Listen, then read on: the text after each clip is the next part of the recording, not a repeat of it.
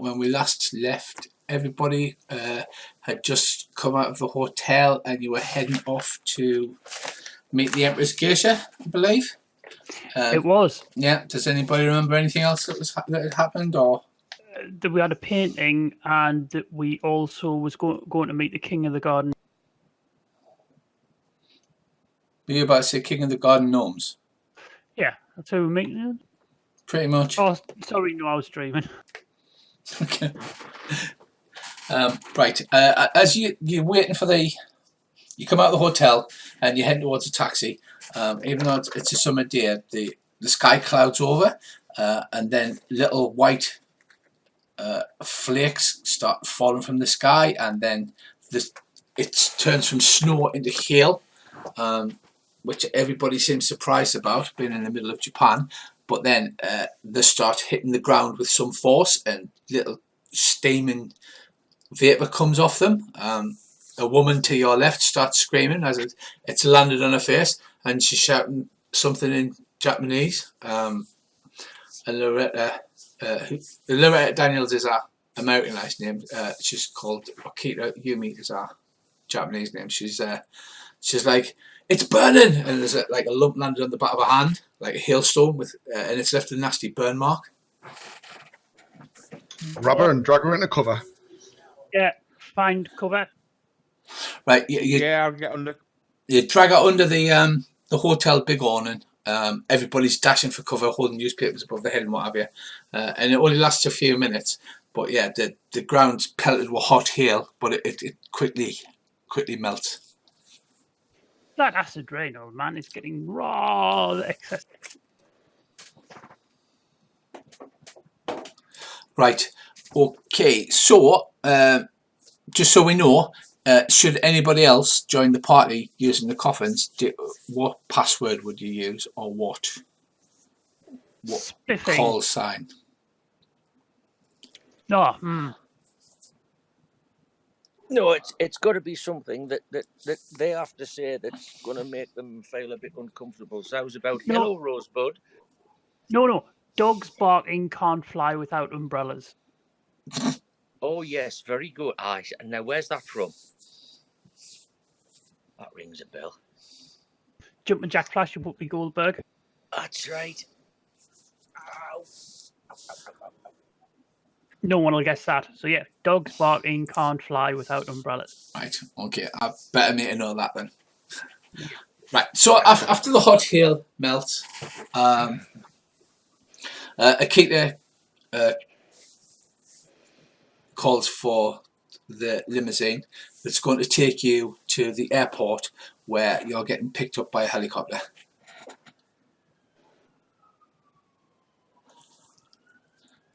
Is there anything that you need to do on the way, or are you happy just to? No, I think we're good. Right. Okay. Can I ask you if this acid hail's ever happened before? She says no. It's never. Nothing like this has ever happened before. We're here.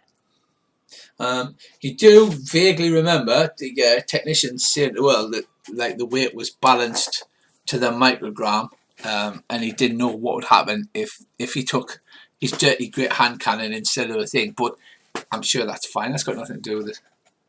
No, of course not. No, it's bound to be disruptor influence. This it's never to do with what we've done. It's never anything that Earl's done. Never ever. No. Right. So you get to the airport without further incident. There's a passenger helicopter waiting for you, and you load your brown paper wrapped pin onto the helicopter, and it's about a 15-minute flight to the Emperor's Island. The helicopter does a low pass over the top. You can see the map, but you'd already been provided a map from Okita. It does a low pass. What you can see is you hear the sound of gunfire when you're close by. Obviously, the Emperor's Island is This is in the centre of the Emperor's Island. Off to one side, you know those courses where soldiers and policemen go through, and they've got the pop-out dummies and the shoot. Oh yeah, shoot yeah. 'em. They're obviously having some kind of demonstration. There's crowds everywhere all over the Emperor's Island, and apparently, well, you do know that he's not home today, but the guards are giving a demonstration. So there's a lot of gunfire going on. They can be heard for a while, quite a distance away. Oh well, that won't end badly. Or as I like to call it, cover. Yeah, peculiar that, isn't it? Let me guess. When we turn up, she's got a big bullet hole in her forehead. It was. There is a problem with that happening to people that we know. I have noticed that they do seem to grow extra, and not in the good way. Right, so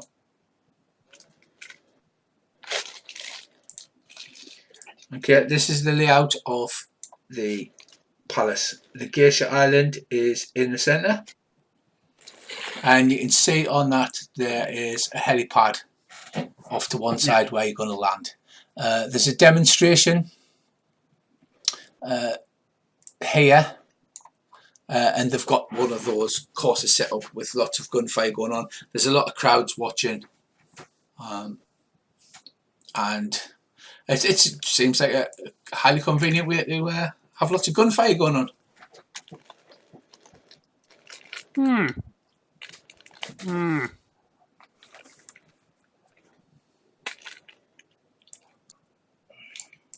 So I'll just stick that up there in case we need it. Right, you fly to the helipad. The helicopter lands, and you all get out. You're met by 2 security guards. They're in full black body armour, helmets, carrying submachine guns, and they speak to Akami in Japanese, and then again they start speaking in English after she said something. She points to Bracy and she says, this is my bodyguard here. She has to hand over papers. You can see, obviously you saw the map, that there's about 300 bodyguards that are supposedly for the whole residence, but in the Geisha residence she's only got her private bodyguards. One of the guards says in broken English to you, Bracy, he says, you have to come with me to the security room. You have to book in your firearms. You're not allowed to carry firearms on the presents. They'll be returned to you when you leave. Fair enough. I'll follow up.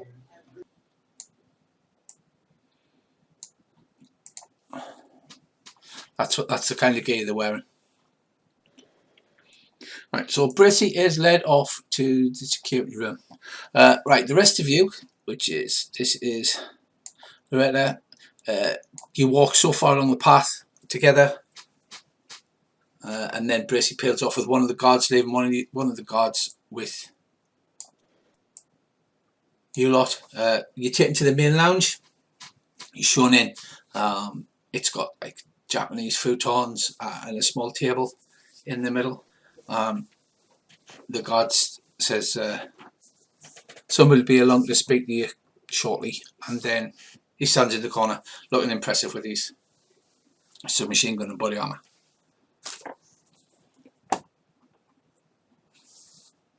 You're more impressive than that. As I head off with this other guard, Richie, I'm going to nonchalantly keep an eye out for things like security cameras and stuff like that. Yep, no bother. Give me a roll. That'll be a clever roll. And go on, Bracy. Give us a roll. After technical difficulties. That's 2, so that's a 4. Yes, there's cameras pretty much everywhere. You're not going to be able to do anything without being seen. Right, the rest of you, while Bracy's being led across this area here, towards the security office. You do see another guard, Brissy, who's patrolling, wearing the same body armour, helmet, and carrying some machine guns. Cool. Right. The other three, what would you like to do, or are you just going to wait?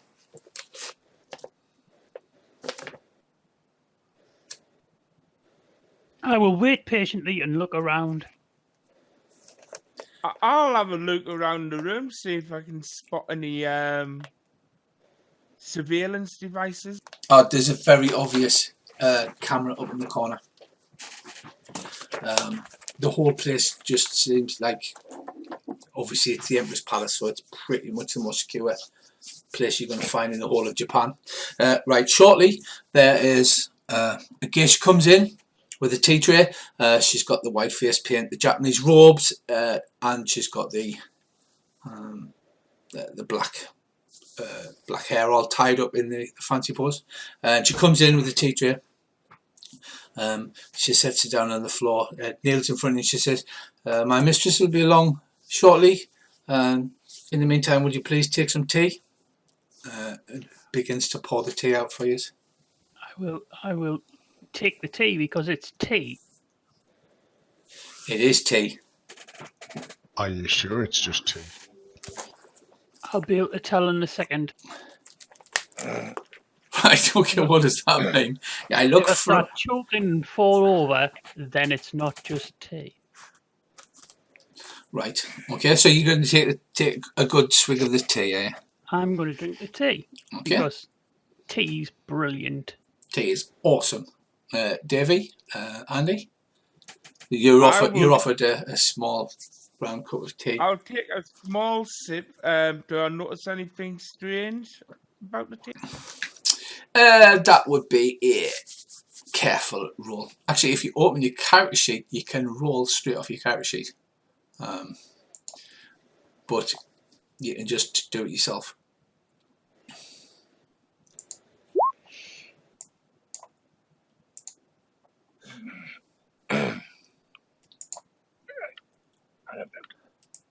Right, that's a -1. And Dave, you add your clever to it. That'll be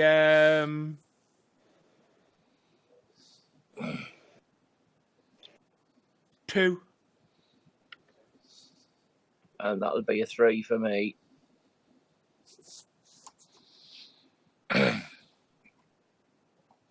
Right, so you have a drink. It tastes absolutely fine. Andy, yours got a little bit of a weird bitter taste that you don't think is right.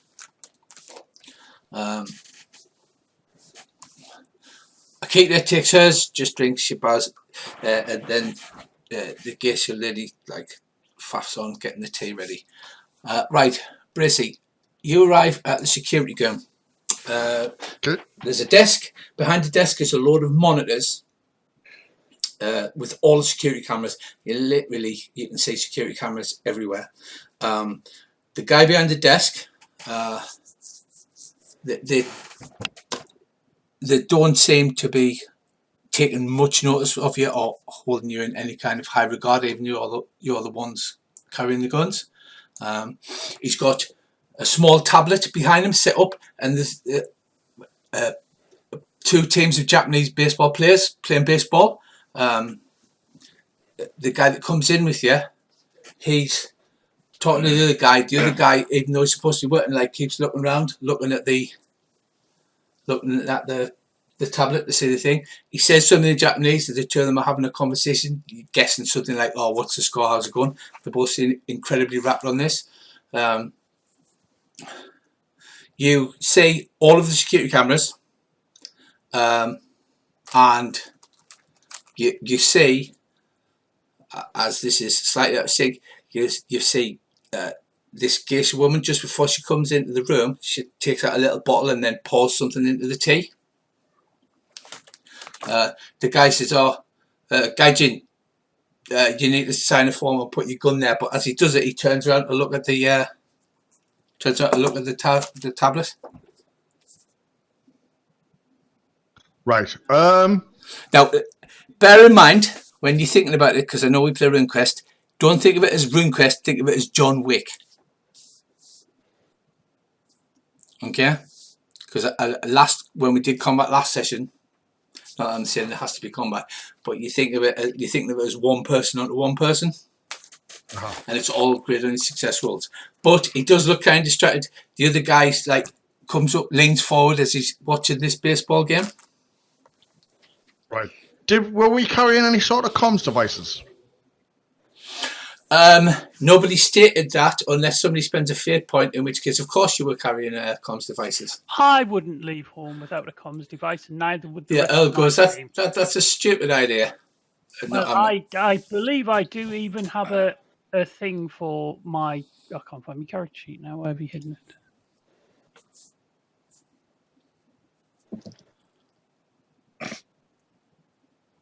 Yeah, very focused on rules and regulations, and Rule 16.7.2 says that a team should never be out without communication devices in the field except in times of extreme need. So I'll have to spend a face point.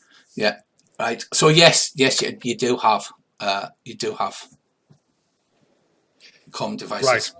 Right. Just as you do this, as the guy turns around, talking to the lad to watch the baseball game, right, and he's pulling out like a metal box for you to put your firearm in, because you're the only one that's carrying a gun. You see the rest of them take a sip of this tea in the next room, like in the room over at the other side of the compound. What would you like to do? Right. I'll put my hand straight where my comms device will be, probably in my pocket or somewhere, with one hand, and then with the other hand, I go like, where did I put my gun? And as I've got my hand on the comms device, I open the channel, and I say, rather loudly, bloody hell. But if you're getting where you're going next, it's almost as bad as somebody putting poison in the tea. Oh, when someone's mid-drink and they like open the mouth and let it dribble out of the mouth back into the cup, I'm like, and put it back down. Right. So you're not going to be able to do anything underhanded unless you turn off the security cameras. I'm giving you a bit of like. Yes, I know. I was thinking about this, but straight away, the first thing I don't want to do is start whacking security guys around who are probably trained ninjas who could kick my ass. Like I said, you're not thinking of it as RuneQuest, you're thinking of it as John Wick. You guys are actually supposedly highly trained James Bond type operatives, right? So that, for instance, what you could do this time is you could say, like, I'll create an advantage. So you would say to the guy, oh, what's the score? He would turn his back on him, and that's kind of a create advantage roll, which gives you a bonus on your next roll, because I know you're not used to the system. Right, okay.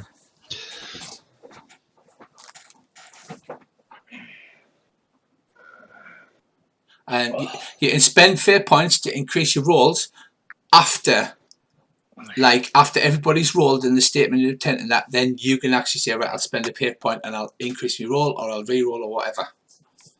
Right. After I've given them the sub-tourist message, are they still watching the game while I'm looking for them? Yes, right. They actually seem to have the aspect underestimate all the gaijin and we love baseball. This is the aspect they seem to have, as if by magic. Okay, then what I'll do is I will, take my gun out as though I'm going to book it out. If they're still looking the wrong way, I'm going to club the nearest one around the back of the head. Not kill him blow, but to knock him out. Right, okay. Well, you make a roll to create an advantage. Will that be just a fudge 4? Yes, again? Just a fudge roll. And then basically, how are you trying to do it? Quickly, forcefully? I think it would be carefully, because I'm not trying to kill him.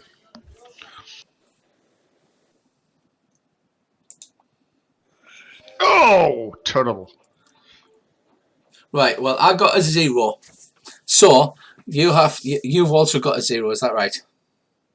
Yep. Right, so, it succeeds, but at a disadvantage, because you're basically the good guys. But you can then spend a fate point to re-roll your dice, or you can add a +2. Right. It's only worth doing a reroll if you get a -3 or a -4. But then again, there is the possibility that you'll fuck it up again.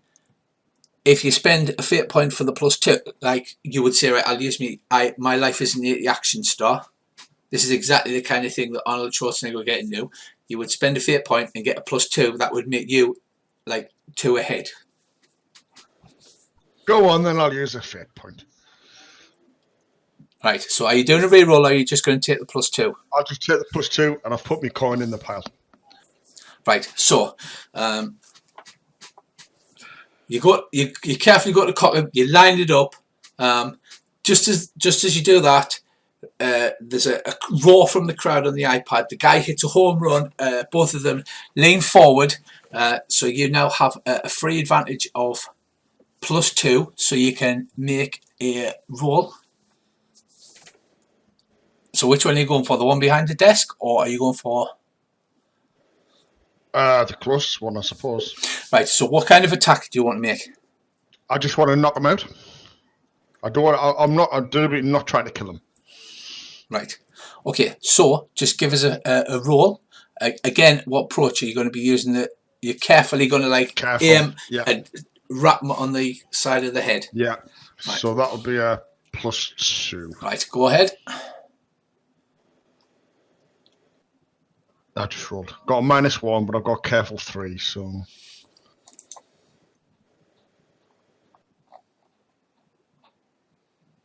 Right. You got careful 3, so that's a +2. You got a +2 advantage for them being distracted, like I said. Okay. So what's that coming in? 4, I think. Yeah, so you get 3 above, so you get 3 shifted damage. Right, so what you do is the guy sees you starting to move quickly. He starts to turn his head. You smash him on the side of the head with his gun butt, and he slumps to the ground unconscious. The second guy turns to try and bring his gun round, but then you actually get your elbow up and you catch him a wicked blow with the elbow, and he seems hurt, but he's not unconscious. Well, I'll carry on attacking him until he goes down. Right. Okay, we'll jump back to Earl, Andy and David. You've just got a good swill of this tea in your mouth, and Bracey's incredibly subtle. I don't know if you've barely caught it even in game. I think I get the gist. You know, the fact that he hasn't shot anyone is probably the means we don't need to panic. Well, you couldn't tell because you're sitting there and all you're hearing is like bang, bang, bang, bang, bang as they're doing the runs through. Yeah, but Bracey will try to make his gunshots sound like music. He always does. The Charge of Life Brigade is particularly terrifying. I'm going to give you the benefit of the doubt. You've actually took a swig of the tea. It's in your mouth. It was... No, it's back in the cup now. Yeah, lean forward and just dribble it out back into the thing. I'll carefully put it back in the cup. And so are you just looking at it as if you're taking another sip again, or are you just going like that? Oh, no, I'm being subtle, because I am all about the subtle. You're all about the subtle. Right, okay, I think you should give me some rolls, please. Sneaky rolls, because you're trying to subtly put them back into your cup. Right, I can do that. Right, now that is including your bonuses. If you do it off the character sheet, I believe that includes your bonuses already, so you'll go +3. Yeah, if you do the roll 4d fate, you have to add them in yourself. Okay. Yeah, I got 3. Yeah, so Earl, if you put it over the roll, it says 4d fate +1. So yes, if you do them off the character sheet, that already includes your stats. Awesome. So that's a 3 for me. 3 for you, 3 for Earl, 3 for Dave. Yep.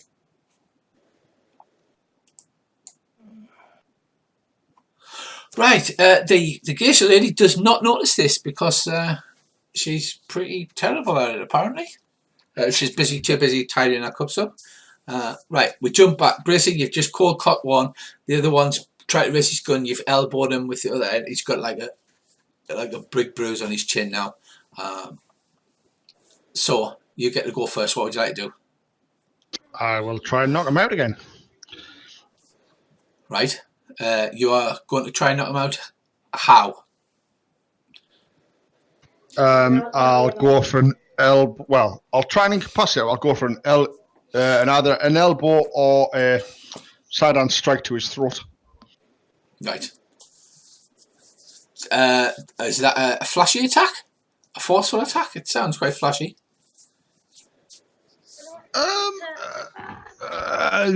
God, it'll have to be, even though flashes are not my thing. Right. Although I am trying to knock them out, so yeah, forceful. Right. In Fate, you always decide how you take the enemy out, so you don't have to try and knock them out. You can say, right, I kill him or I knock him out. Right. Well, I'm not trying. I'm just trying to incapacitate. I'm not trying to kill him, but if that happens, then unlucky. Right. Okay. So So make some combat. Forceful strike. Make some combat rolls.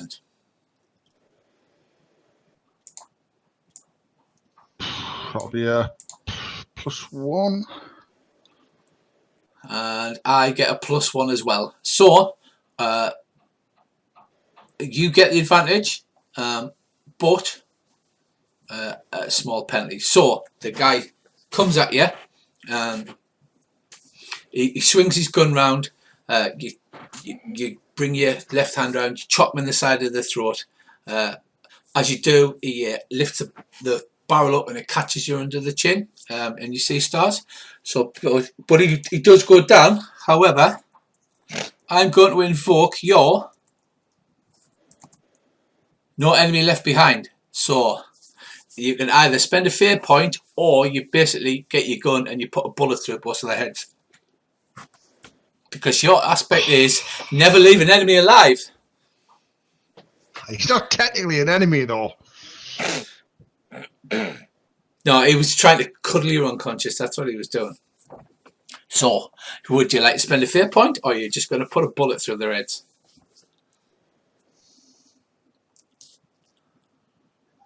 I don't know. On of a slight tangent, what's the rules on obviously, accidentally or having to kill people on missions and stuff? Are we allowed to do it, or is it frowned upon, or what? Oh yeah. You kill whoever you want. I mean, in general, you're supposed to be the good guys, but there's absolute no problem with putting bullets in people's heads if you feel that's just and necessary.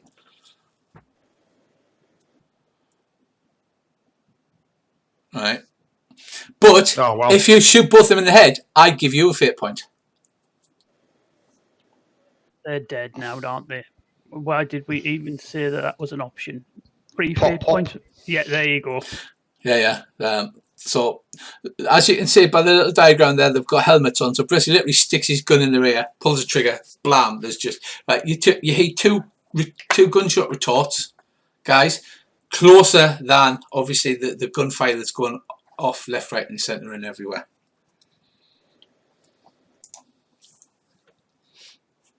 Right, okay, Brissy, you can have a free fate point for that. For being a psychopathic, murderous twat. Right, okay. You hear 2 gunshots. You successfully managed to put the tea back into the thing. What do you do, Bracey? Do you shut down all the monitors, or? Well, I don't think shutting down the monitors isn't actually going to. Well, I don't mean the monitor. I mean the recording. I'll shut down this. I'll shut down the security system. Right, okay. You guys in the room, you notice the little red blinking light in the camera. It goes beep, beep, beep, beep, and then just goes out. The geisha lady is busy putting everything back in the tea. She's almost finished. She's about to leave the room.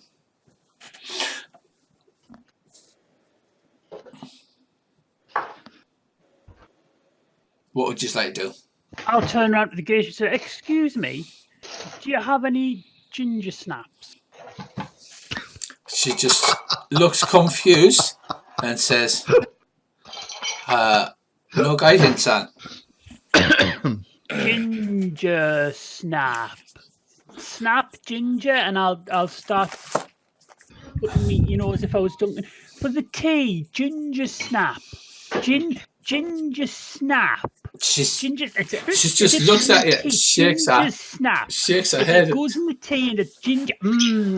Rich tea. What about rich tea? Oh, murder a bourbon. You haven't got a bourbon, have you? Everyone likes bourbons. Everyone like bourbons? Anyone not like bourbons? Does someone want a custard I cream? love bourbons. You love bourbon. What about you, Andy? Custard cream? Well, personally, Shortbread.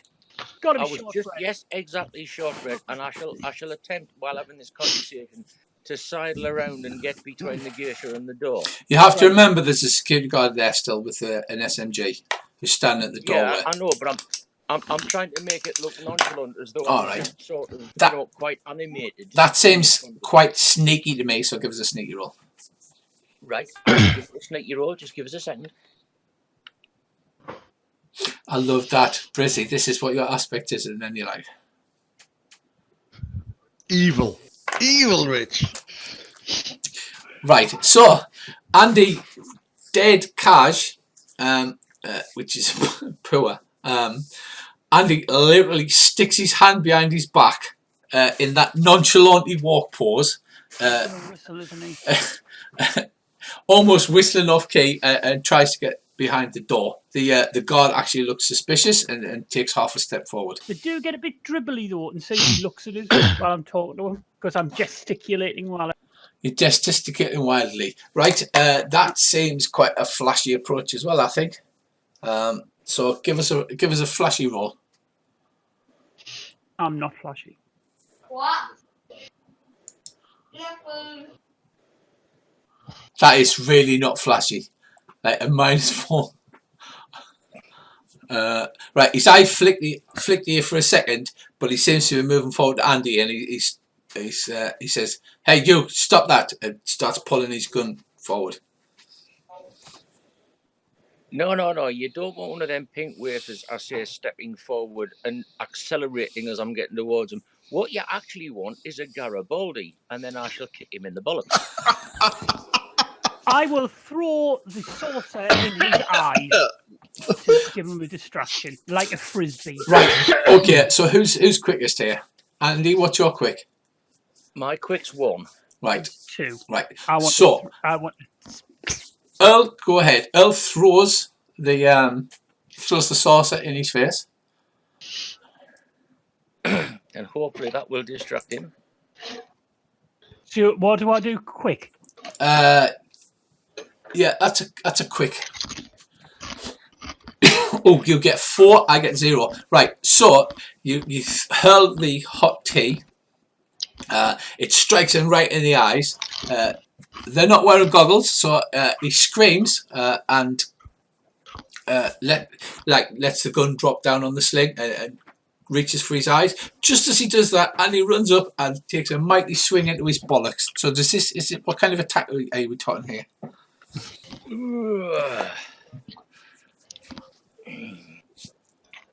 I don't know. What do you think it would be?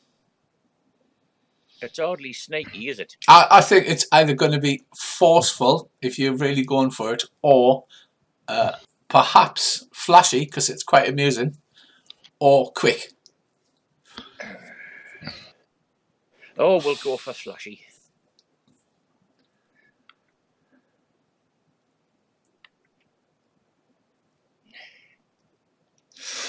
You get an automatic +2 because Earl has created an advantage of blinded. So that is a +2 you get, which is 2 shifts. I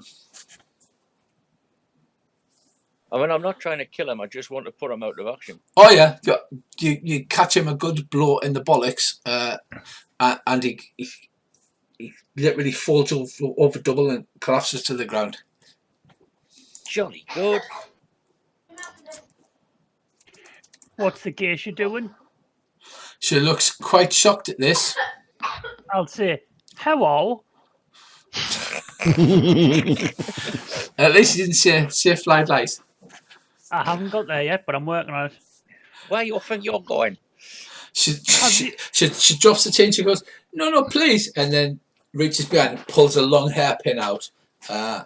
pulls a long, massive, long, sharp hairpin out of her hair, pulls a fan out, and takes up a martial arts pose. Is there a teaspoon? Just at this point, your Japanese liaison, who doesn't have the earpiece in it, who didn't figure out what was going to happen, goes, "Oh, I feel a bit," and then falls over unconscious on the floor. I forgot about that. Is there a teaspoon? Yes, there's a teaspoon there.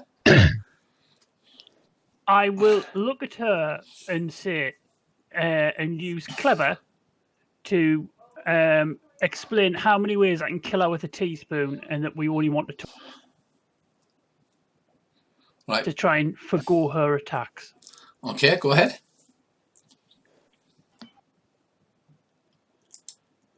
My dear, I could gouge out your eyes with this teaspoon before you could react with that stupid fan. Now, we have come here for business, and we don't want any of these shenanigans.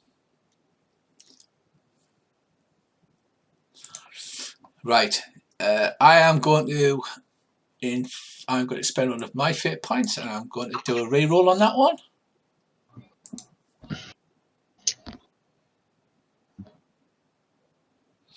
Right. Okay. I am particularly threatening. I look like I am comfortable with a teaspoon. I look like I have used a teaspoon before. Right. So, with her bonus, she looks a little bit perturbed, but she does the old, in the hand with the pin in, she does the old bring it forward hand gesture. Right. So, Davey, you've seen this go on. What do you want to do? You've seen Andy's currently, he's kicked the guard in the bollocks, who's now lying on the floor, and Andy's quickly renders him unconscious with a quick punch or chop or what? Andy, how do you render him completely unconscious? Because he's unconscious now. I was hoping I'd kicked him hard enough. So it was just the force of the kick. Yeah. Right. It was that, what's these two lumps in my neck? Ow, thud. Yeah, so yes. So Andy's now standing over an unconscious security guard. No, I'm relieving him of his firearm. Right, so you pick up one of those nasty looking SMGs. Yeah. I will kick the table at her. You kick the table at her. Right, okay. Are you doing that as an attack, or are you doing that to create an advantage? Create an advantage for at least me or somebody else. Yeah, anyway. right. Go ahead then, give us a roll. That sounds flashy, maybe? Forceful? What do you think? Definitely. I'll go for forceful. Right, go on, give us a roll. You get a 1. Like I said, you can spend a point after you've rolled to increase your. I'll give it a +2. Right, okay. She is so surprised by this that you succeed with style. That means you get 2 + 2 adds to anybody's roll because she's so off balance. You get to do 1 immediately if you want, or she can have the aspect of being off balance, so that you can say, right, Andy has a +2, Bracy has a +2. Well, not Bracy, sorry. Andy or David has a +2, or you have a +2. Because you. Andy has a +2 because he's closer to her. Right, okay, so that's what happens that round. Right, she just ducks to one side, the table narrowly misses her, but she slips on one of the cushions, and she's obviously reeling and off balance. Right, Bracy, Yep. What do you do? Right, I'm going to drop. Obviously, the initial guard was in the room, was behind the counter, wasn't he? Yes. Right, I'm going to drag the 2 bodies and just stuff them like under the counter. I'm not, hiding them, trying to hide them properly. I'm just getting them out the road first, so in case anybody stick their head in the room, won't see them. Right, before. Then, okay. Sorry. You go ahead first. I'll just. Yeah. And then, after I've disabled the security system, I'm going to quickly, but not, obviously that I'm like, in a hurry or running, make my way back towards the room where my party is, and I'll let them know on the comms that they've got a bit of a situation. Right, so just before as you were turning the cameras off, you noticed where those grey markers are, that there's guards patrolling around these areas. Right. Okay? Okay. Right. Okay. So you do that, you drag the bodies, you stuff them behind the counter, and then you prepare to throw the door open, presumably. Yeah. I'm not going to throw the door. I'm going to open the door carefully because obviously I don't think I had a silencer on my gun, did I? So although there's bangers going off, the guards might have thought that's a lot closer. What the hell's going on? That is true. So I'll open the door carefully, stick my head out just to have a quick look, but make it look like, you know, I'm not just doing it sneakily. And if the guards aren't, you know, just doing normal guard stuff, I'll just carry on out and up the corridor towards the party. Well, the other two you can't see, but this one here, yeah, he is he's walking. He's not running or anything, but he is walking towards the guard, the security room. Okay. In that case, How far away is he, roughly? About 15 metres. About 50 metres. He's definitely heading towards me, is he? 15 metres. Yeah, right. Yeah, he's walking towards it.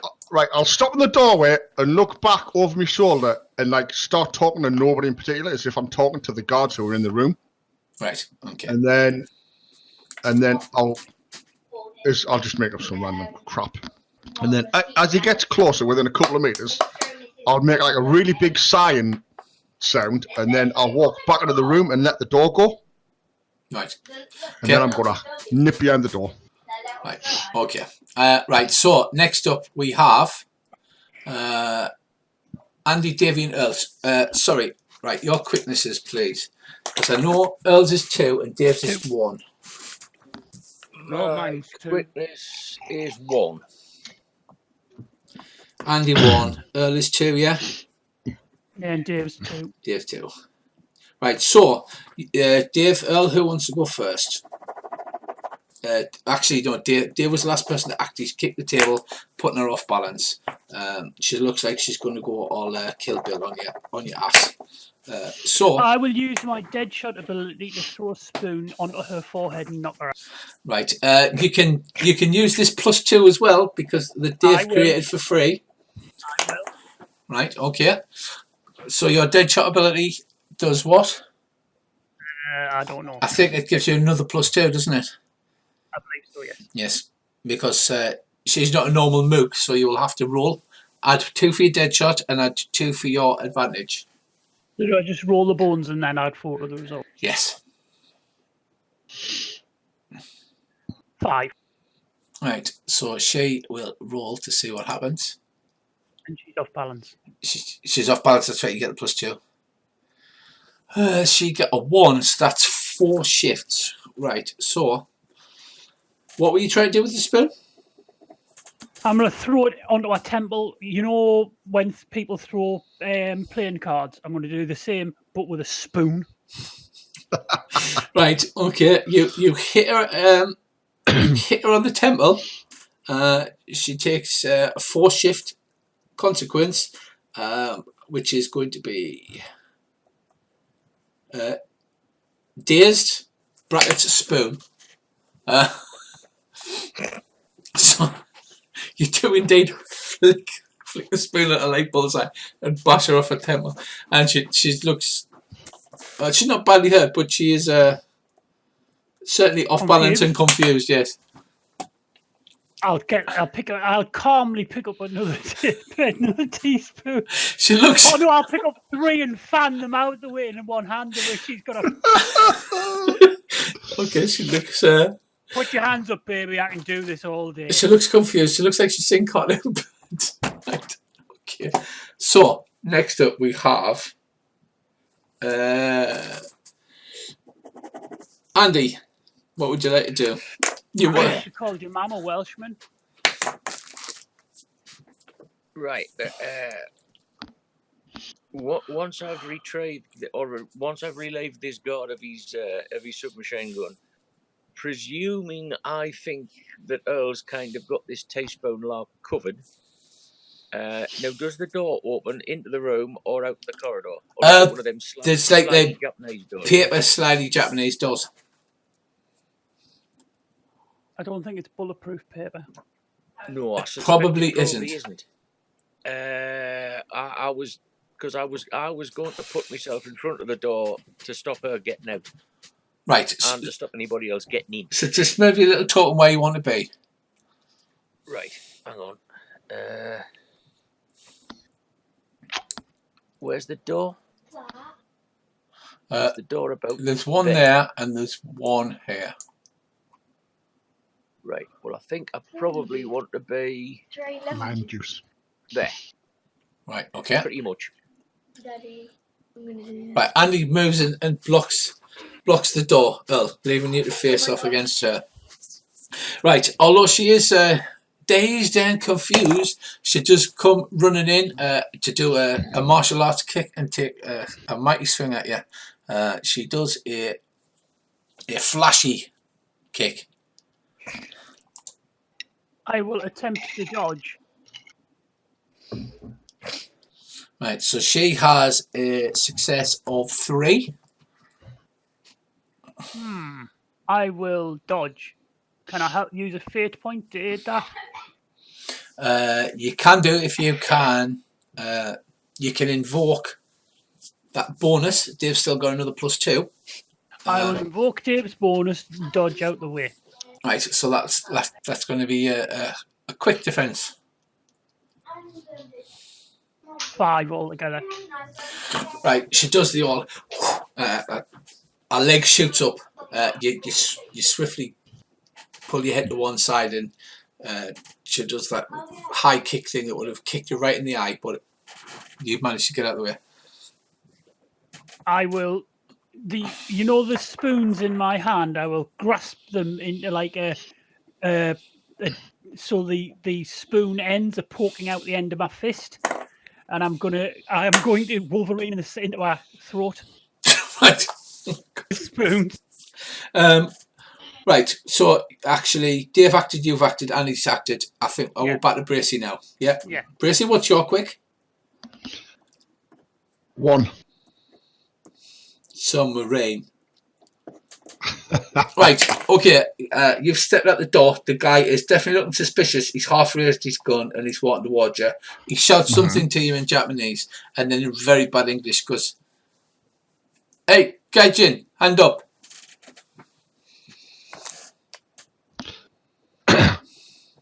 You didn't pick up any of the machine guns or anything, did you? No, because I said I was going to look back in the room and go back in the room, didn't I? Oh, so you're back in the room?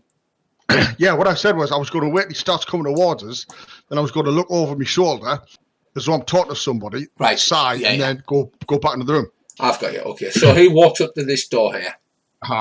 Right now, which way does the door? Is it open inwards or outwards towards me? It's a security door, so it'll open inwards towards the room. Right. Is it a slidey or a swingy door? It's a swingy door. It's a proper door with a bolt and other security locks on it. Right. Yeah, I will hide behind the door, but not so if it gets booted open, I'll get hit by it. So behind the door, but not behind the door. It's very zen of you. Out of its out of its swing radius. So okay. If it kicks the door, it's not going to smack us in the face. Right. Roll a sneaky roll then.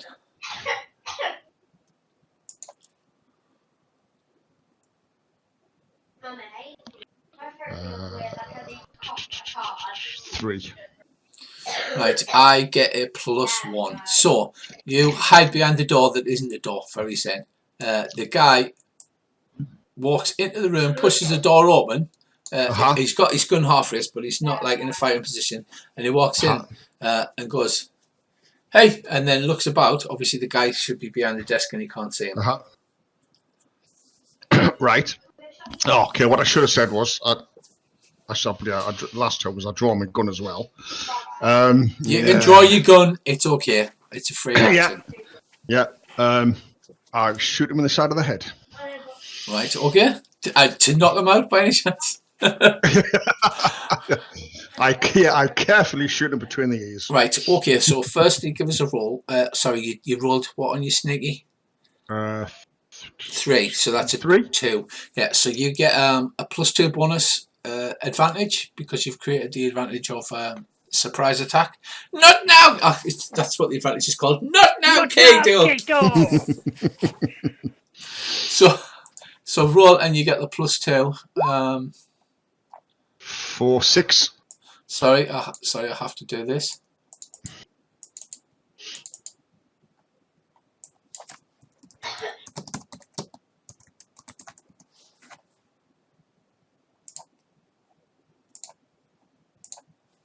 Right, you create the advantage. Not now, Kato.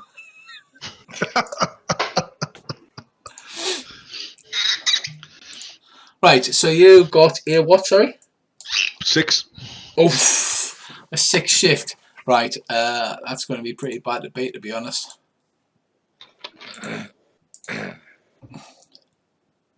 Grey rain, man. Grey rain. Grey rain, red mist. Right, you shoot him clean through the A roll, blowing his brains out through the other A roll, and his helpless corpse drops to the floor. Right, I'll drag it out the doorway quick. And stand stashing where the other ones are. Right, so Brissy started himself a little corpse pile. Right. Oh, that happens regular. Is there no blankets to put over them? No. They're dead. They don't need a nap. Right. Have these guards got radios? You know, in earpiece radios. Yes. Right. I will grab one of those and stick it on me logo. Just obviously, I don't understand Japanese, but you know, you'll be able to tell if guards starting to panic and stuff. Right. So any comms chatter whatsoever. So, what kind of communicators do you lot have then? In ear ones, but I was the opposite ear. So Brissy puts it in his other ear. Yeah. Yeah, I'm just holding it up there to see if I can hear anything. If there's any guards going, you know, mental or loads of radio chatter, as in like shit, there's gunfire and you know stuff's happening which shouldn't be happening. No, that's fine. Right. Next up we have Dave. The geisha lady's facing off against Earl. Dave and Earl are at the same speed. Who wants to go first? Any preference? Dave can if he would like. Yeah, I'll kick her in the leg. Right. So a quick kick in the leg, or a full-on forceful swing in the leg. Quick kick. Right. Go on. Give us a roll.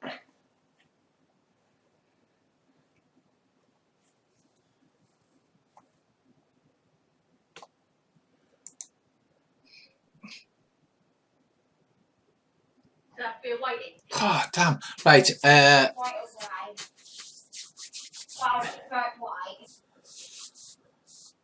Right. This trained martial arts lady does not get out of the way. You do a 1, but it's only a glancing blow, so it's 1 point of stress to her. And she takes a kick in the shin. It's just like, who kicks in the shin? Ow! That's going to bruise in the morning. Right, Earl, you're up. Dave lashes out with a foot and catches a glancing blow to the shin. Stumbles forward from being kicked in the shin. I will Wolverine her with a handful of spoons into the carotid artery and knock her. Right, okay. So, give us a roll. What on? What kind of attack do you think it is? I think it's very clever. It's a clever attack. It's very clever because I'm going for a specific piece of her body. That seems like a stretch for me, but I'll allow it. It's really clever. Right, I get a 0. I got 5. to use a fate point for a reroll, and then I'm going to use another fate point to invoke the aspect Bruce Lee wannabe on her. So, so that's a roll, and then it's a +5. Right, so she does an amazing series of spin kicks, athletic cartwheeling and arms flying out left, right, and you just casually stand there, bide your time, and then bam, you catch her in the jugular. Not as badly as you'd like to have done. Well, I did have a handful of spoons. You did have a handful of spoons, but you do like through me knuckles like Wolverine. Yeah, that's going to leave a mark. So you do punch her, and she's like, "What's going on?" These things. She's like, you obviously see that she's had a lot of martial arts training, but for some reason, you lot are just clumsily, slowly beaten her to death for the death of 1,000 paper cuts. It's like that thing where you're training. She's not scared of a great martial artist. She should be scared of an idiot with a spoon. Yes, that's exactly right. Okay, next up we have Andy. You stand at the door. You have a submachine gun. You can see her doing this spin kicks and whirlwind kicks and all this kind of martial arts stuff. Yeah. Well, what I'm thinking is, I even though I cannot say them, I would have thought it's highly unlikely that this policy bit isn't guarded. So I presume there are other armed people lurking about the place somewhere. So as long as Earl looks like he's managing perfectly well with these teaspoons, I want to stay kind of where I am, but not like right up against the door, so it casts a really definite shadow. Yes. So if somebody was coming towards the door, they'd know I was in there, but it wouldn't look like I was sort of leaning on the door or anything. Well, you could have a sneaky look outside if you wanted. No, I don't really want to draw any attention to us because I'm as nondescript as can be, if you remember. Yeah. But hopefully where I'm stood, for example, if that guard in the corridor that I can't see were to slide the door open, I'll just step to the side with the door, if you say what I mean. There's a lot of hiding behind doors in this party. Yeah. I'm going to have to make door rules up or something. To be honest, there's a fair bit of teaspooning going on as well. It's true. It's like the Blue Roger from Mystery Men. Oh, I forgot about that. And it's defeating a trained martial arts lady with a teaspoon. It would just be too easy to open up on her with the SMG, and I mean, I'm sure that would bring any other armed person for miles running. Oh yeah, well, so I'd rather not if I can get away with it. Right, okay, Andy. You guard the door. So next up, so that's Dave, Earl, and now Brissy again. Right, okay, you're making a nice corpse pile behind the counter. Right. Can I quickly turn the security system back on so I can get a skeg on where the other guards are? You can, yes. Right. And I'll take it to see what's going on in the room as well. Yes, you can see a dazed and confused lady with a sore shin being beaten up by Earl wielding 3 teaspoons. You're not sure what that's about, but it seems to be working. Okay.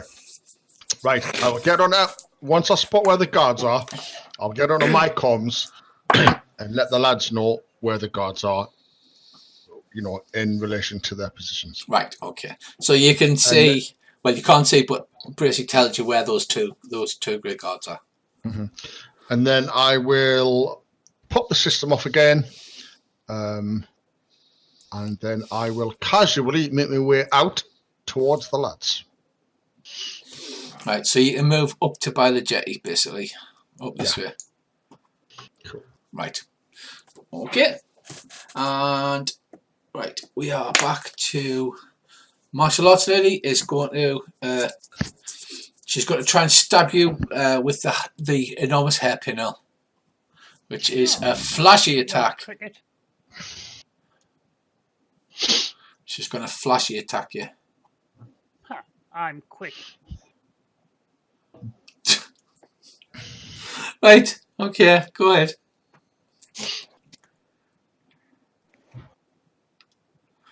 Right, okay. Do I get the impression that wasn't the best roll ever? Yeah, she drives a hand forward, like it would impale Earl straight through the eye and out the back of his skull. And he literally just steps to one side, looking. I want to spend a fate point to make a clever action. I want to use one of the spoons. You know how you can flick someone's ear with the finger? I want to flick the end of a nipple with one of the spoons really, really. I'll spend a fate point just to do it. Right, that's okay then. So she steps forward, like drives her arm out. Earl like sidesteps one, reaches underneath, and then with one of the spoons just goes right on the end of it, and she goes, "Ow!"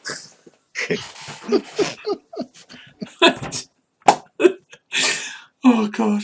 I spent a fair point to flick her nipple. Right. Okay. To be honest, at this point, she just wants putting out of her misery because she's just like missing everything. She's literally like cartwheeling around the room going, like this, and just missing everything inside. Right, we're up there. You can't make us laugh because I need the loo, right? I was about to say, Don't like, make us laugh or you're cleaning. we're missing the mobs fumbling in Ring Quest, but this is even better. Right, okay, now we're back up to Davey and Earl. Who wants to go first? Oh, Davey, obviously, I'm recovering from my flick. From your nipple flip, yeah. Right, Dave, you're up, sir. What do you want to do? I'm going to kick a cushion at her. Are you before that. going to try and create an advantage, or are you going to? Yeah, I'm going to try and create Yeah, another Davey, advantage create for me an lads. advantage. I've got a plan for this one. Right, okay. Right, we're off balance. So Davey gets a cushion with his feet, flicks it at her face. Go ahead, Dave, give us a roll. Looks like a bottle of pain. Will it be under, do you think? Quick. It does sound kind of flashy, but it basically, if you can justify whatever it is, if you kick it really hard, you can justify force for it. It all depends on. It's as much as your give it a fight quick as kick. mine. Right, so you quickly flick it with the end of your toe, like a footballer, and I get a -2 as usual. So I get a 0. Dave gets a 0. Right, so that is on a tie. You've got a -2, haven't you? Yes, but she gets to add her bonus to it as well. Oh, right. Sorry. Paul. Right, create.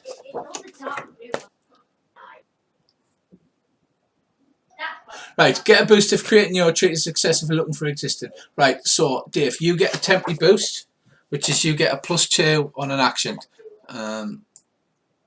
Or you could pass that on to Earl. Can I borrow that? You can pass it on to Earl. Yeah, I'll pass it on to Earl. Because obviously this cushion flies, hits her in the face. She like turns to one side. She's momentarily distracted. Just as Earl comes in and I will jab a spoon in each of her eyes and gouge her eyeballs out. Jesus Christ. Oh, Right. I don't want to do that. Is this to knock her out? I knock her out by gouging her both her eyeballs. Right, go on then, mate. Let's have a defense roll. You're at +2 for that. Do I go quick or clever? I'm justifying it as clever because it's very difficult to do. So I've had to think about the angles and get myself just right. It's not normally a clever attack, but I'll allow it. Oh my god. That's gonna the ping across the room. I'm going to try and catch them. Right. So that is a 5, and then that was another +2 for the advantage, wasn't it? Yeah. So that is a heavy consequence. Yes, so she's got the consequence of blinded. Right, there's a scream. There's a scream as Earl digs 2 spoons into her eyes. Blood gushes out of the sockets. And she collapses on her knees with blood running down her face. Oh my god. And I'll calmly lean forward and say, I warned you. Right, that's a heavy consequence. Well, you see when I'm really annoyed. Oh no, I haven't been less than cordial this whole time. I'm not annoyed. I'm a gentle. Right, I asked her nicely to surrender and then had to gouge her eyes out. with a pair of teaspoons. Right, she screams. Obviously, it's a loud scream, not the kind of background noise that you're used to. Right, Andy, you're up. You've just witnessed this horrific act of eyeball vandalism. that's going to bring every guard for miles running. Pity you don't have a go. Oh wait, you do. So what I'm going to do is I'm going to step just to one side. Well, you of know the where those door. 2 guards are because just a few short seconds ago, Bracey had said, look, there's a guard out Yeah. walking that No, way. There's a guard walking along towards the subway. So I'm presuming the guard that's just outside the door is going to come running. Yes. So what I want to do is I'm presuming that this sliding door will, as you look at the map, slide from left to right. Yeah. So I'm going to take a step to my right, and I want to be ready with the submachine gun so that as he sticks his head in through the open door, I can put the gun barrel right in his ear Yeah. and invite him not to bother. Right. So, yeah, you stand at the side of the door. The paper door is torn open. A guard takes half a step in. He's got his machine gun up and ready, and sees this horrific scene in front of him. And I stick the gun barrel right in his ear and go, "I wasn't. I wasn't." Right. Okay. So that would be quite an intimidating roll. So please give me. Ooh. I'd say roll me a forceful. I knew you were going to say that.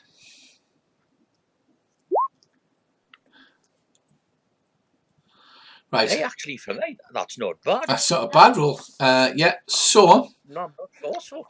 that gives you a boost of +2. Yeah. So you've created an advantage of +2 we'll just keep the nut now, Cato. Right, he stops moving forward and starts to lower his weapon. I shall relieve him of it. Right. I'm again. I know it's a presumption. I'm presuming he's right-handed, so the sling will be over his right shoulder. Yes. So I'll just take it off him. Yeah. Yeah. Absolutely. You do have a gun barrel put in his luggle, so he lets you take it off him. Yep. And there's a semi-conscious lady lying on the floor, bleeding from both eyeballs. So that's a pretty big shock, to be fair. Yeah, and then with my left boot toe, I want to push the door shut again. Right. Okay. You do that. Right. Bracy. Yeah. I think I just had diarrhea. I don't know. So I'm really just. Yeah, mate. It's your turn. Right. Okay. Let's see.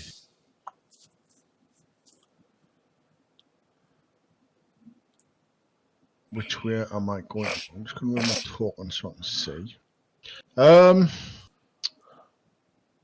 There's no real way to get from where I am at the jetty, or which way did I go to get from the from where the lads are to the security room? Because it looks like there's no path. If you see where I am now, if from that room, yeah, I'd have to go there and along. Or that's the way they took you along there through the entrance. Right. Okay, that's fine. Right, I will. When I turned the camera off, which way was the guard headed? He was walking towards the helipad. Right, towards the helipad. Right. Okay, then I will go through the first set of doors to the entrance, and I will carefully open the door and have a quick shufty out and see if I can see where the guard is. Right, so you're moving up to here. You see him. Yeah, that's it. You see him. He's walking quickly along towards the helipad. Right. Okay. I will. Right. I have a quick shifty to my right, just to check that it's clear. Yeah, you don't say anything. And then I will step out the path behind him. Yeah.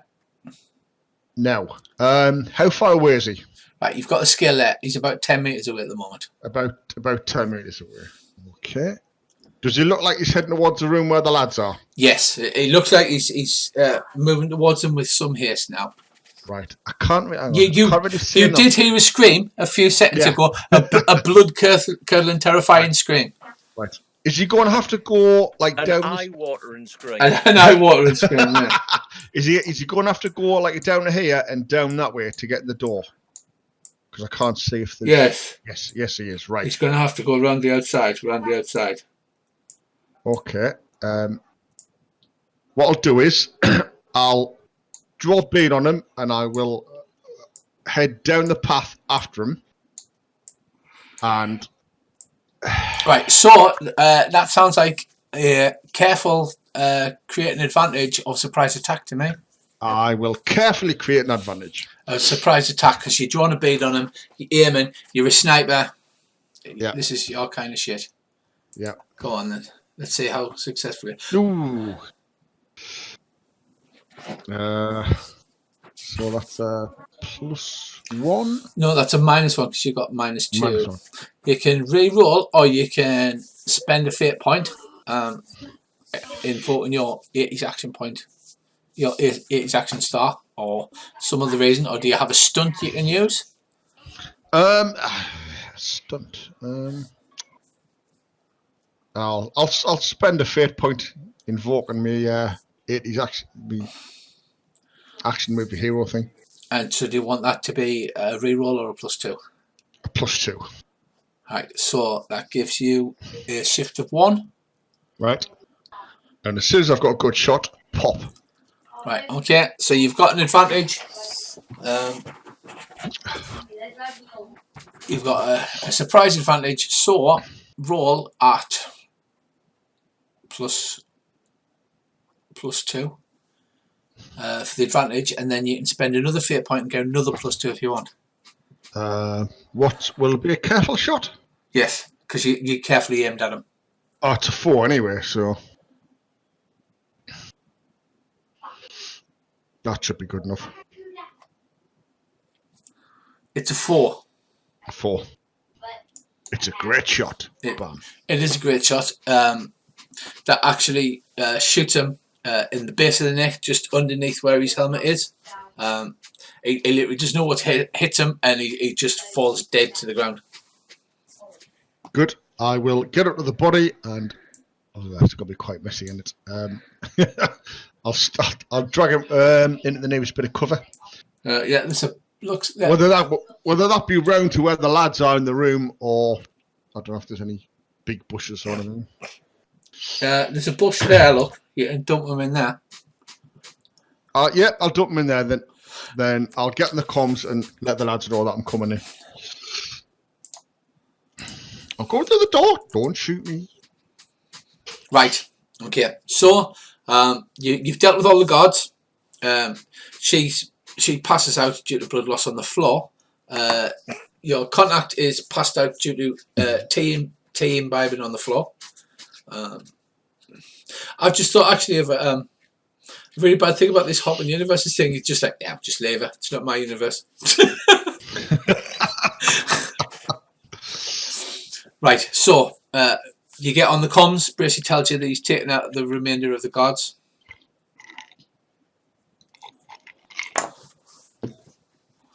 I've still got a live one. Didn't we just have to sell her a painting? You did, but she seemed to have tried to drug you. It does seem like we have been a bit excessive in this. This is a selling a way to start negotiating. Well, was this the geisha we were meant to sell the painting to? No, you were supposed to sell to her mistress. But Oh, right. Well, we'll just have to find her. she'd come in. Right, you search the body, and it's once you remove the paint and the disguise, you discover that was her that was dressed up as the geisha.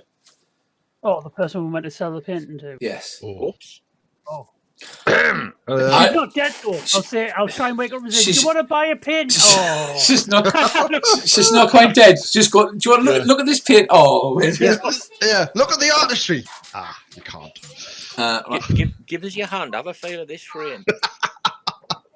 So there's one lifeguard who's currently Andy's got him on his knee with his hands behind his back with the SMG. Once you find that actually fit me and will go with my outfit, won't arrive until the Bracey. 27th of July.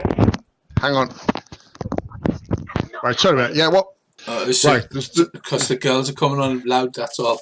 Yeah. Okay. No worries. I've told her to go away. I didn't mean that.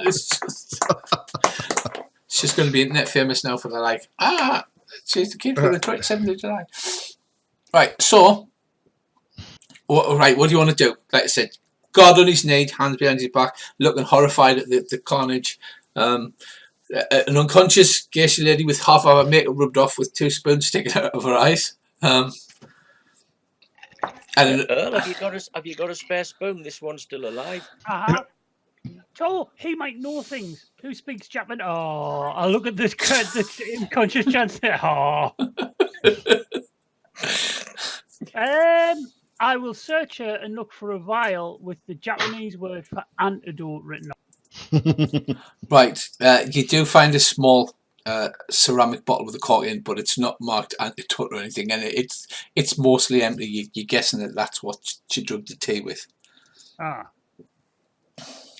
If you really want to check, you can give this god the rest of it. No, we shouldn't do that. That could be mean. So I could invoke Bracey's thing now, where he just walks in and goes, "Oh, you've got one alive," and shoots him through the ear hole, spraying blood all over Andy. But that would be cruel, wouldn't it? No, I'm going to do that anyway soon. Why leave any witnesses? I would have. Yeah, then you just put the gun in the unconscious girl's hand, your contact, and just leave her there. I'm going to stand slightly to one side, put my gun in his lug hole, and if he twitches, I'm going to shoot him. It does his very best not to twitch. Right. So at this point, what would you like to do? Are you going to keep him conscious? Are you going to knock the guard out? Is Bracey going to shoot him through the ear? He's got the bloodlust on. Have I been relieved of the responsibility of this live guard? Do you speak any English? Now would be a time to say yes, because the other option, if you don't speak English, is pretty dark. Oh, wait. Anyone got Google? We'll use Google Translate. You use Google Maps, was that? Or Google Translate. Google Translate. Me, much, little English. You tell us. Right. Who's got the best medical skill? Because we're trying to get our contact back in conscious. That would generally, unless you have a talent or a background for it, that would be clever. I'm really clever. I'll do it. I can do clever and all. You help us. I'll do clever. You do clever. We'll do clever together. Right, and with a bit of luck, hang on, I can give you some sort of bonus here, can't I? I'll get the med kit out and get the adrenaline shot out of the med kit, and he'll help us find where a heart is. Yeah, so Andy helps you. So you that's a 5. Right, so dead subtly, you get the med kit out. You get a massive big syringe full of adrenaline. Just stab her straight through the heart, and she just goes, starts screaming. It's all right. I've brought you back to life. You're now an Oni. Right. Can you tell? Right. Okay. There's been a bit of a snafu. Oh, sorry. Are you bringing your contact back to life? Yeah. I thought you were bringing the. No. Right, okay, you give her an adrenaline shot, she comes out, she doesn't start screaming, she's just like, what? Then looks about and sees this cottage, and she just puts her hands over her face and goes, oh my god, you were only supposed to tell her a painting.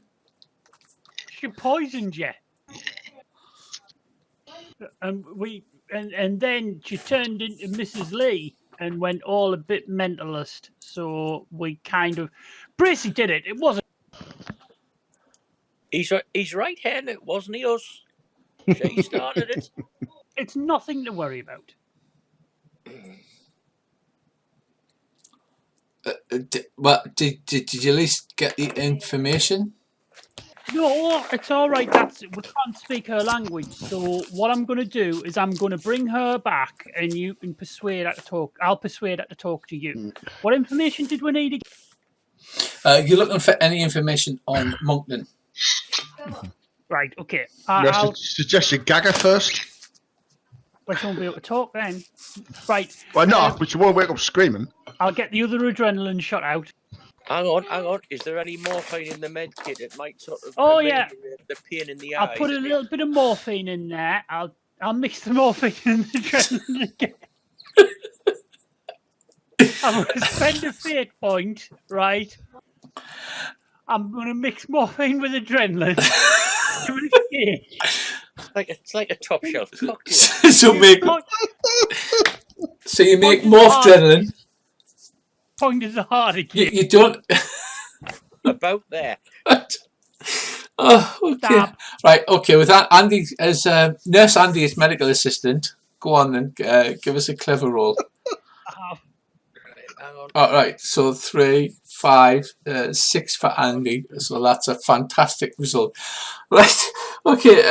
She suddenly and invariably becomes awake and aware of her surroundings.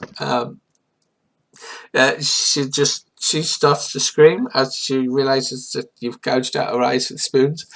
Right, I'll turn around to the girl and say, right, this is where you talk to her. Right, ask her if she understands. Oh, God. She said that the woman on the ground says in perfect English, "You fucking idiots! I speak English. Oh, I'm fucking blind. I'm fucking blind."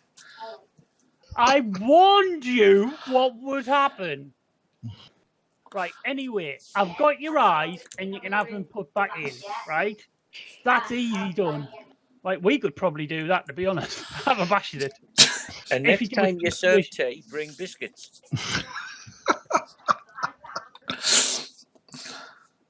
Let that be a lesson to you.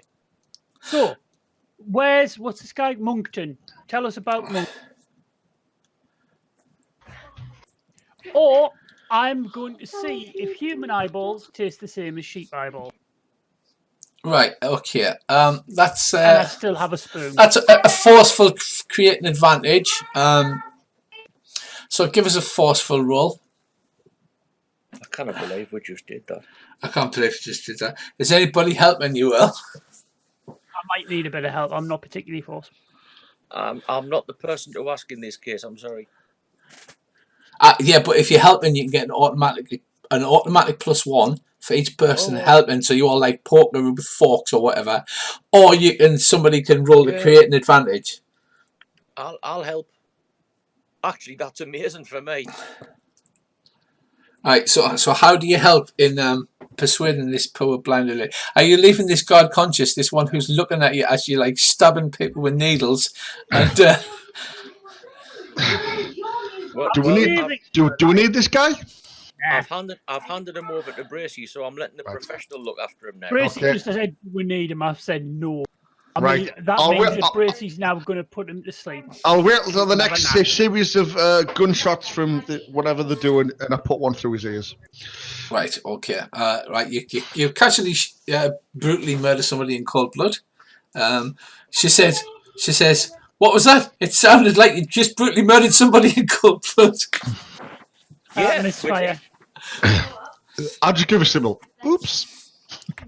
That I believe was the last of your guards.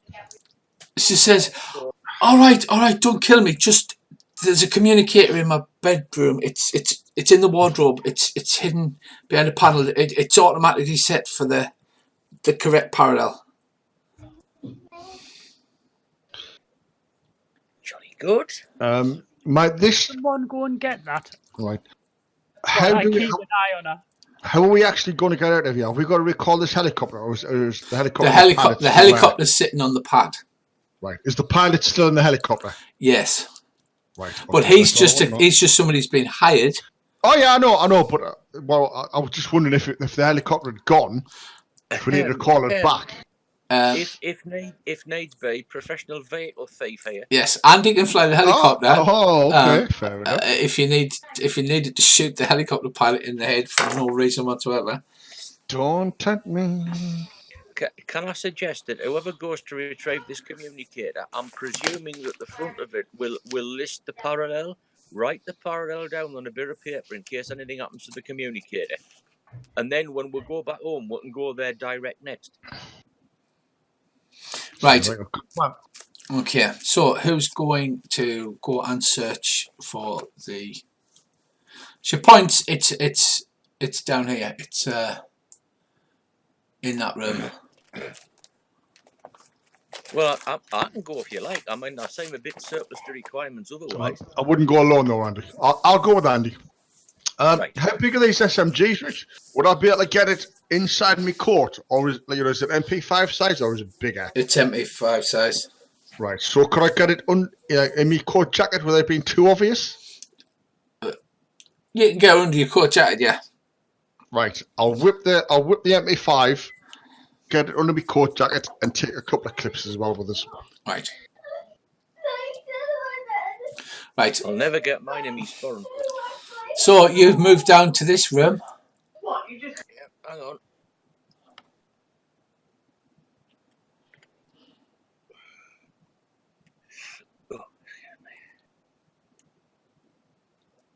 Right, you and Bracy, you go into this room. It's a lavish bedroom, and she said it was in the wardrobe behind a panel. Right. Now, I wouldn't trust her as far as I can spit.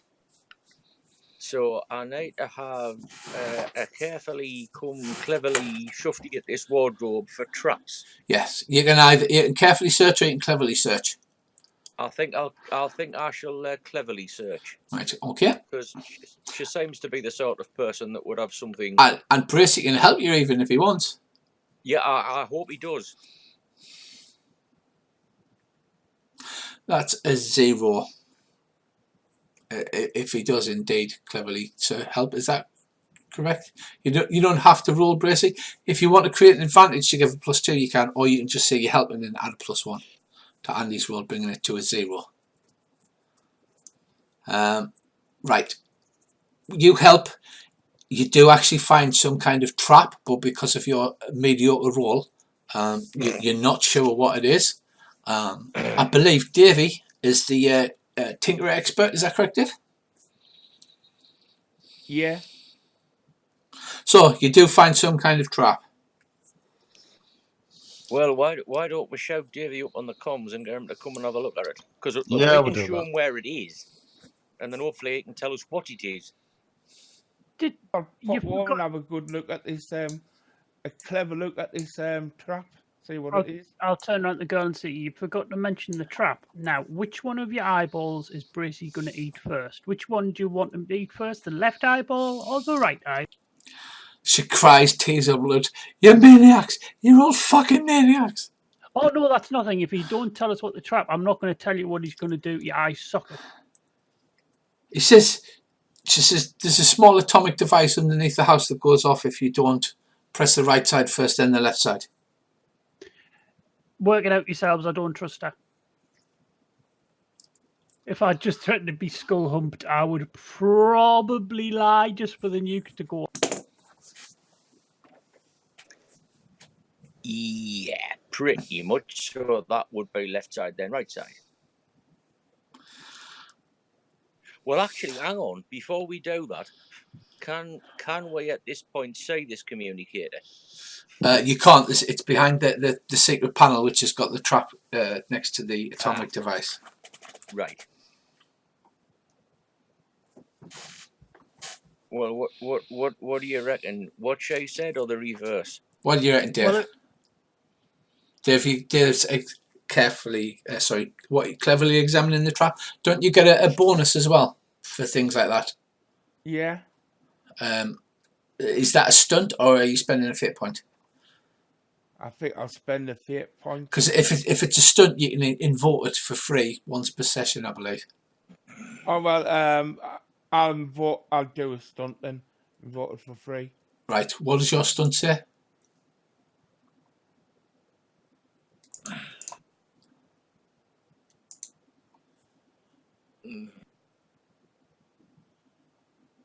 Repair any device. That's close enough, Dave. Go on. You can have your +2.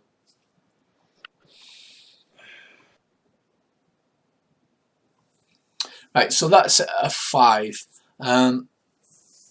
Right, Dave. It appears she was telling the truth, but you can find some wires because you can find some wires underneath it. So you gently pry it out a little bit and then just cut the wires so that it doesn't matter. You can't accidentally trigger the atomic bomb that's underneath the house that you're standing right on over the top of.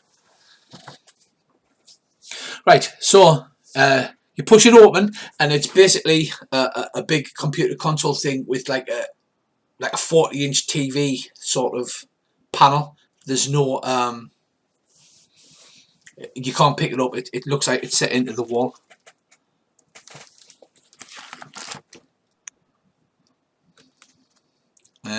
It's currently off, but there's basically a simple. The design to be simple because the design not to need a highly technological person on, so you can just flick the switch on.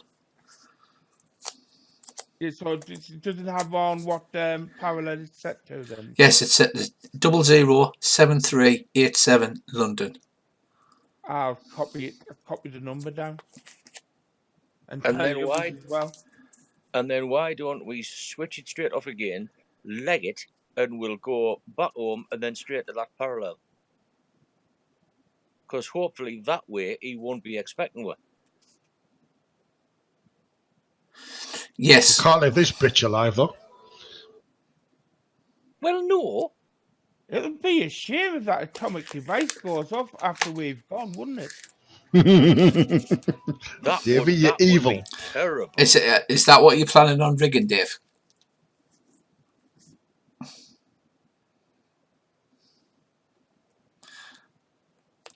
Do you want? I don't know. I'm conflicted.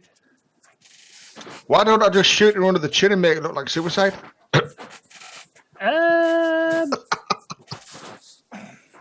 Apparently, I mean, if she goes to bones, it'll be like first she gouged her eyes out, and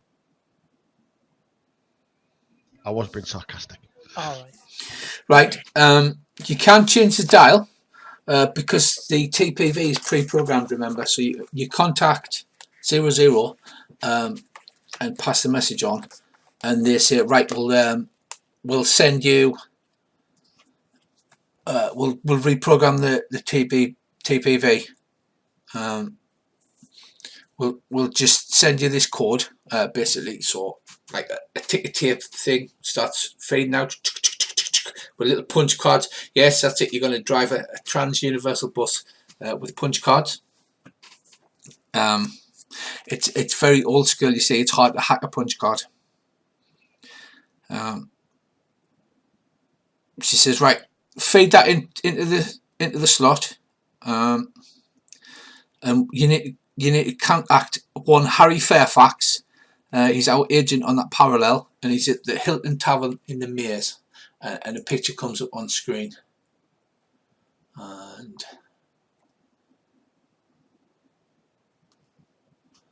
or maybe not, because I may not have uploaded it. We'll find out. I'm just going to have a quick 30-second bio up. Yeah. Yep. Okay, so right, you have the parallel that Monkton's on. You also have the reprogramming cards for the thing. Everybody's dead apart from the poor one with no eyes. The helicopter's there, so you can just grab the helicopter back and then grab a flight if that's what you want to do. But what do you want to do with the evidence? Why don't we just go and kill Monkton? Well, I will nod at Bracy as we get ready to leave the room, because we should not do anything to her. Unfortunately, she also might have another way to warn Monkton, so I'll give him the nod. Well, do you disable the TPC? The sign of the sharpened teaspoon. Do you disable the TPC after you finished calling home base and getting your programmed punch cards? Say that again, Rich. Sorry. Yeah, we do. The video phone, the universe phone. Yeah. You get Davey to break it because he's the expert. Mm-hmm. He's like, no, I fix things. No, just fix them in reverse. Fix it. Yeah. Well, let's not take any chances. I'll slit her throat. Good. Man. Okay, subtle, right? She gurgles and collapses on the floor. Expires messily. Your contact looks absolutely horrified. She's like, what happened? We're supposed to be selling them a picture. There's bodies everywhere. It all went very bad. I tried to persuade her not to attack, and then I gouged her eyeballs out with. Yep, we don't do discounts. Okay, this is just like, you got crazy? Crazy? No, no, I told her very nicely that if she poisoned us, I would beat her to death with spoons.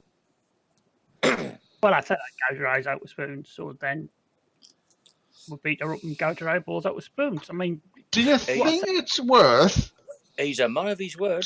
slightly covering our tracks by maybe starting a fire to burn the little Geisha residence down? yeah, a little fire. You just start a fire. Well, we do a slow burner one. Toilet rolls in the microwave. That gives you about 20 minutes. Right, okay, so you set a fire trap. Go ahead. You do that. It's mostly made of wood and paper, so yeah, I would imagine it would burn fairly well. Well, it might help cover the agent's tracks, but we're not bothered because we'll be out of here in about 5 minutes. So. But you are supposed to be the good guys, remember? Yeah, exactly, we are the good guys. That's why we didn't nuke everyone. Yeah, you should see what the bad guys would have done. Whoa, they wouldn't have shot everybody and gouged people's eyeballs out, then burnt the whole place down. No, they'd have been much worse than that. Yeah. Right. So, barring anything else, you can just get back on the helicopter. Do you get the guy to fly out, or do you push him out at gunpoint? I mean, at this point, you know what I mean? Anything's possible. No. I take it he's none the wiser. No, he's none the wiser. Like I said, he was sitting in a helicopter just looking at his phone, you know what I mean? Playing gems or whatever. There's lots of gunshots going off anyway. Well, we'll just let him fly us back. Ooh, one thing maybe we should have done is erase all the security tapes. Yes. Well, time to nip back and destroy the security tapes. Or presumably, we could spend a fate point to have remembered to have done it. You could, yeah. I haven't got any left. I'll spend a fate point for us to have remembered to have done that, because I haven't spent any yet. Yes. Yeah, nobody's actually insulted you this time, have they? I know, I'm shocked. There's time yet. I mean, Harry Fairfax looks the type, mate. He's on your side. Right. Yeah, I know. You fly back without further incident. And then you are dropped off at the airport, and Kate looks like she'd be quite happy if you didn't call back, anytime soon, or ever. Me. Right, the clock advances. The completely nondescript clock advances. That's a frightening nondescript clock. And you get back to the TPV. Dave, there is just, like I said, it's pretty sealed. You're not supposed to be programming yourself because it's a thingy, but there is a slot underneath the dashboard where you can feed in punch cards. Yeah, put the punch card in the slot. Right. You all get aboard. Is everybody finished destroying this parallel, or? Yeah, that's all. Pretty much. Right. The punch card feeds in. Some lights under the dashboard flash. Obviously, the dashboard's smooth, but with clear perspex bits. And you get that weird sideways feeling as you jump. Right. Right. There's an enormous thunderclap. You appear 6 meters above the ground. Oh shit! You get a second to go.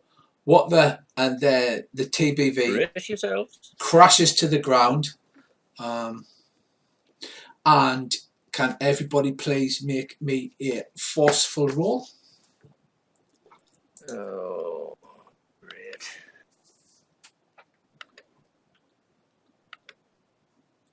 One. Blimey.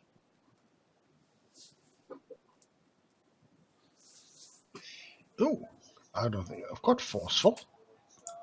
You most certainly do. I think it's a +2, isn't it? Strength perception. Oh, hang on, I think I'm not the one. She's looking at his RuneQuest character. I've got broadsword.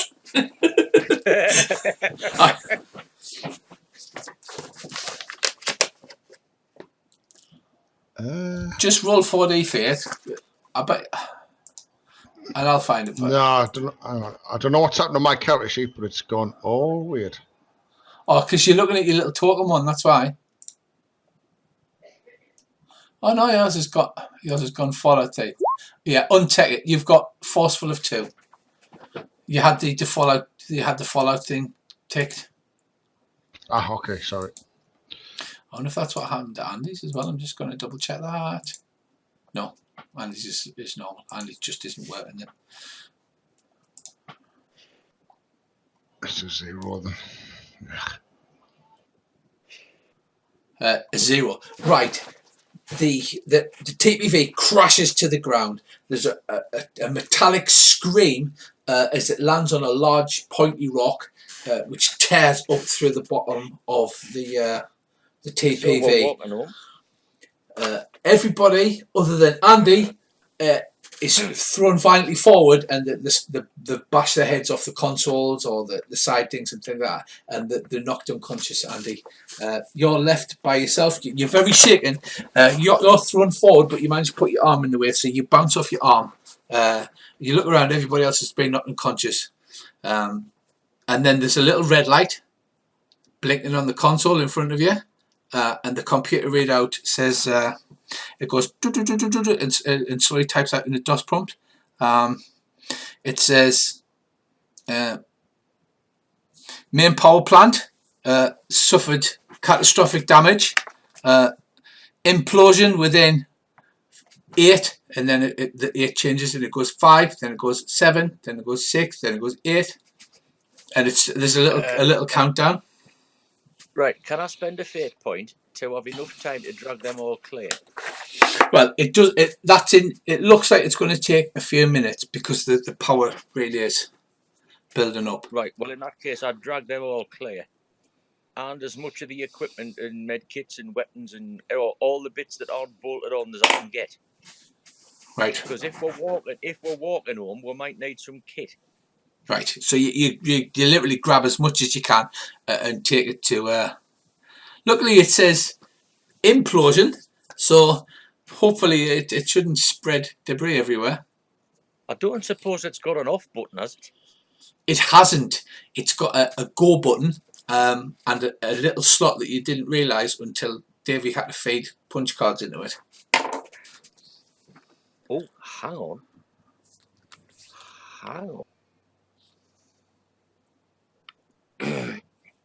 You know how I've got my very cool set of lockpicks, electronic lock and security system immobilizer type thing? Yes. And I get a +2 when I carefully figure out how to unlock and start the vehicle. Is there any way I can use that in reverse? You possibly could, but it's literally an unlicensed nuclear accelerator with a giant rock shoved through the middle of it. So you reckon that really bad things are about to happen to this thing now? Right. In that case, I'm not going to tinker with it. I'm going to get as far away from it with the rest of these as possible. Right. So you drag them across. Do you slap them away, or do you use the med kit and give them an injection? What, just with the first syringe I come to? Yeah, well, that's fine. Yeah, I'm happy with that. I'll try the gently patting the face routine first, because I wouldn't know one end of a med kit from the other. Right. Okay. You slowly come round. Andy, you feel Andy slapping you awake. You've got blood running down your forehead and into your eyes. What do you say to them, Andy, in the last second, just before they sit up and they go, "What the?" The ride's buggered. Andy says the ride's buggered, and then you hear and a weird implosion happens. There's a crack and it sucks all of the air out from the surrounding thing, and there's quite a giant crater where you assume the TBV used to be. Well, that's broke. We're walking home, lads. There is a big pile of gear next year because Andy's literally stripped everything that could come out and piled it all in. You're in a pasture. Just off in the distance, you can see what looks like a farmhouse, and near the farmhouse there's a river running down with a looks like a boat, a rowboat. That. So you're sitting in a big pile of gear. You've obviously been knocked out, and there's now a smoking crater in the middle of the field that used to be a trans-universe vehicle. Did we have any information on this parallel? You know, roughly what year-wise it was? Yeah. Right. You didn't initially because this one wasn't on the parallel list, but you received it when you contacted 00 through the Japanese woman's TPC. The protector of the Cromwells, controlled by the disruptors, it's now facing action by royalist forces backed in turn by 00. Strict curfews and executions of suspected royalist terrorists are only two of the policies of General Standish and the Supreme Puritan Guard. Sounds like a friendly place. These policies are not, and indeed could not be, imposed on the area within the London Wall known as the Maze. It's a vast no-go area where all of the misfits and undesirables in the Protectorate, mainly the London mob of cutthroats, beggars, wastrels, rakes, pimps and prostitutes, and the royalist rebels live. The Maze is the only place... Sounds like us. Yeah. The Maze is the only place where taverns, theatres, brothels and Roman Catholic churches can be found. You have to go and meet Harry Fairfax in the Maze, strangely enough. I look at Earl and go, so what's the standard procedure again for losing our vehicle? Is there one? As he's the HR boy. I will make a clever roll to see if there is a thing we can do. Is this a thing we can do? If there is like a procedure for being stranded. There isn't actually. It is quite rare to physically cross universes. It's something that we're very privileged to test. If you can find Rose Wild, she can contact Rose Wild on 00. All right, that'll do it then. But Harry Fairfax is there as an agent on this parallel. We have access to Rose. Yes. Have we got anything left in the wagon, you know, clothes-wise that would be able to fit in, or literally anything? And Andy, what did you get out? Because literally anything that wasn't there has imploded. There's a smoking crater. Anything that wasn't nailed down. Right. So luckily you managed to save the one tartan blanket that you got from the back of the Morris Minor. You've got the Harry Potter camo cloak, but that doesn't work camouflage-wise because it's got to be attached to the generator on the TPV. But it's like a big parachute thing. I don't know what you're going to do with this. I'm really scared to ask, to be fair. Well, it would hide it. I know. Hang on. No one ever would expect a hidden camouflage. I know what we can do with that. You see over there where that river is, there's a boat. We can nick the boat and use the parachute as a sail, and we can sail to London. I like That is a very good idea. I like your thinking.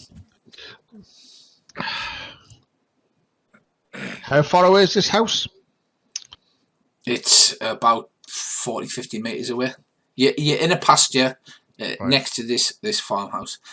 Can we see anyone, you know, who's like stuck their head out to go, what the hell was that noise? What the hell was that thing that made a loud implosion noise? There's nobody came out. When you get a bit closer, you can see it looks like it's been abandoned. Part of the roof's collapsed, and there's nothing in there. Looks like right.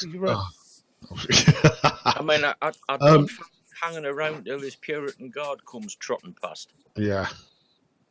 Have we got time to give it a very quick search to see if, you know, if there's any clothes or whatever left anywhere in the house, you know, in a old wardrobe or something, if they've left the house in a hurry? That is the definition of quick, but yeah, go and give it a roll. If you get a 3, I'll say you find some, but they'll be mouldy and moth-eaten. Is anyone helping? I'll help. I Yeah, will- I'll help. Do. Wait a minute. Wait a minute. So I've managed to. It's not that you don't find them; it's just the fact that it's old and obviously been abandoned quite a while. The piece of roof that's collapsed in, the weather's been in, and the upper floor's all rotten. So there's nothing there. You're going to have to wear your spanky future type clothes. Well, except for poor Davy, who's wearing steampunk breeches by the look of his character. And it's a good job I brought me kilt. Yeah. Can I Never gang trouble round without. Rico? Right. So you load up all the gear onto the boat and rig. Do you rig a sail, or there is oars so you could row it if you wanted? We'll do both, row and sail. Yeah. Row. Do we know which way London is? It's downriver, coincidentally. Downriver. Oh, that's handy.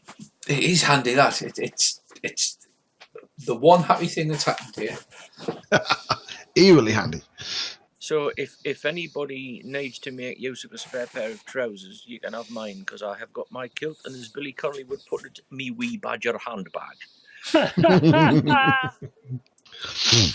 Right, you spend, fortunately, a pleasant saily rowy day down the river as you approach London. I will hum various boating on the river songs from my days at Eton, when we used to go to Oxford and Cambridge. You know, watch the boat race, throw people off a bridge, hide the banana. It takes around 3 hours to get there, and it's starting to get dark as you as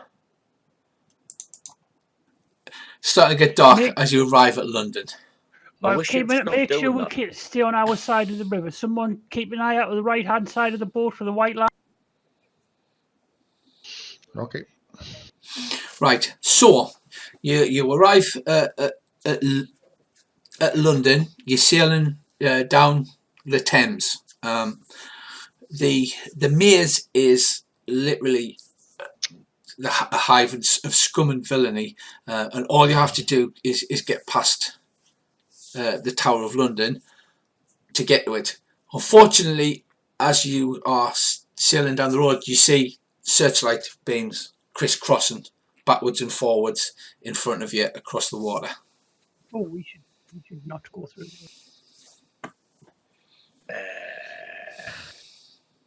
Right. Is there a handy set of steps just outside of where the search beams are that we can dock the boat and get up on the bank? Yeah, there would be if you wanted to do it on foot, but you wouldn't be able to carry all of your gear. Yeah, it was Why? just in case of emergency. Sorry, Andy. Why don't we take the sail down and use it to cover ourselves with, and do the old abandoned boat drifting aimlessly down the river routine?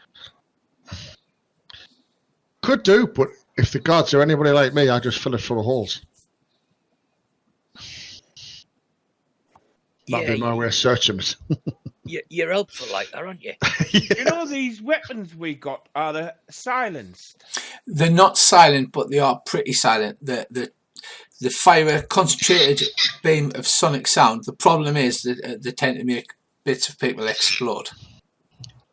Yeah, but you could probably shoot out the searchlights, couldn't They're you? quite short range. They're only pistols. Is the problem. If we dock the boat before we get to the Tower of London, how far will we have to go on foot? You've got to get from the Tower of London to just past London Bridge.